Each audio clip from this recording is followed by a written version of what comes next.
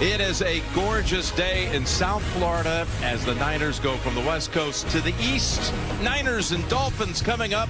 A pair of teams with slim hopes have to win today to stay alive in any capacity. Hello, friends. Jim Nance, Tony Romo, Tracy Wilson. Happy holidays and Merry Christmas. This is not the season, Tony, that Mike McDaniel nor Coach Shanahan wanted. Kyle didn't want this. But what are they saying to their teams right now going into this one? Well, you still have a chance. Mathematically, you still have a chance. So they're going to leave it out on the field today, but it's really a season of what if, right? What if Tua didn't get hurt? And what if all the injuries didn't happen for San Francisco? But this is where we're at.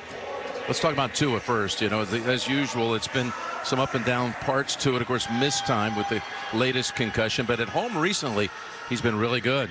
Yeah, he has been. And one of his greatest traits is his ability to get the ball out so quick. His anticipation, I mean, he really throws it as fast as any quarterback in the National Football League. He anticipates the throw, and he throws it about 2 steps before most quarterbacks.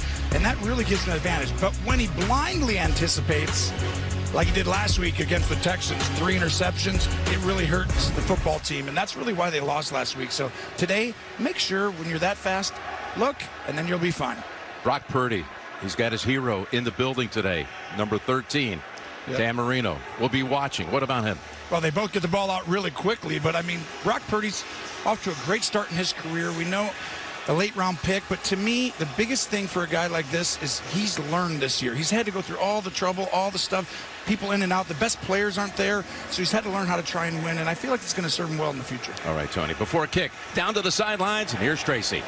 Jim, the 49ers have dealt with so many injuries once again. They will be without their starting tackle in Trent Williams, and they will be down to their 4th starting running back. Patrick Taylor makes his first NFL start. As for the Dolphins, Tua suffered a bruised hip last week. It's the same hip he had surgery on back in college. Told us, though, fortunately, it's in a different spot, but certainly something to watch, and he will not have Jalen Waddle out with a knee injury today. All right, Trace, they will have Tyreek Hill, who had been questionable for part of the week. Again, it's in the 70s and sunny, just gorgeous weather for a pair of 6 and 8 teams. The loser is eliminated from any slim hope of making the postseason. Let's see what happens. Go get a win first is what they're telling their players. And Miami defers at the top and sends it down for the touchback.